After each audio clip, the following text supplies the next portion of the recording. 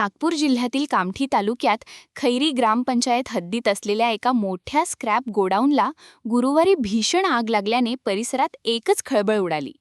आग इतकी भीषण होती की काही क्षणातच संपूर्ण गोडाऊन आगीच्या विळख्यात सापडले आणि शेकडो स्क्रॅप कार जळून खाक झाल्या. या आगीत कोट्यावधी रुपयांचे नुकसान झाल्याची प्राथमिक माहिती समोर आली आहे. मिळालेल्या माहितीनुसार खैरी परिसरातील हे स्क्रॅप गोडाऊन नागपूरच्या जाफरनगर येथील निजाम अन्सारी यांचे असल्याचे सांगितले जात आहे. गोडाऊनमध्ये मोठ्या प्रमाणात 4 चाकी स्क्रॅप वाहने ठेवण्यात आली होती. गुरुवारी सकाळी सुमारे 9 वाजताच्या सुमारास स्थानिक नागरिकांना गोडाऊनमधून धूर निघताना दिसला. काही वेळातच आगीने रौद्र रूप धारण केले आणि संपूर्ण परिसरात आग पसरली.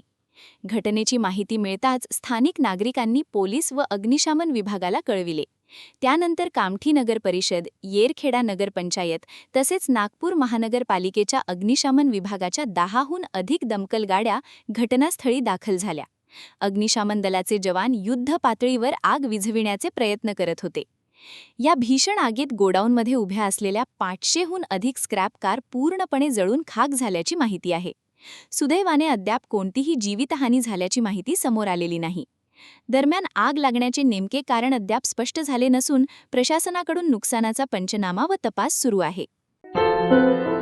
क्या हुआ बहू? माँ, पाइल्स की बहुत तकलीफ हो रही है. तो तुम गुदरोग सर्जन के पास क्यों नहीं गई?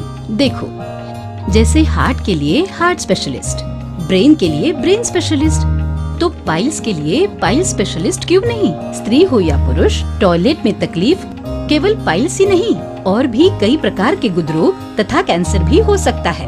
इसीलिए इसकी प्रत्यक्ष जांच जरूरी है.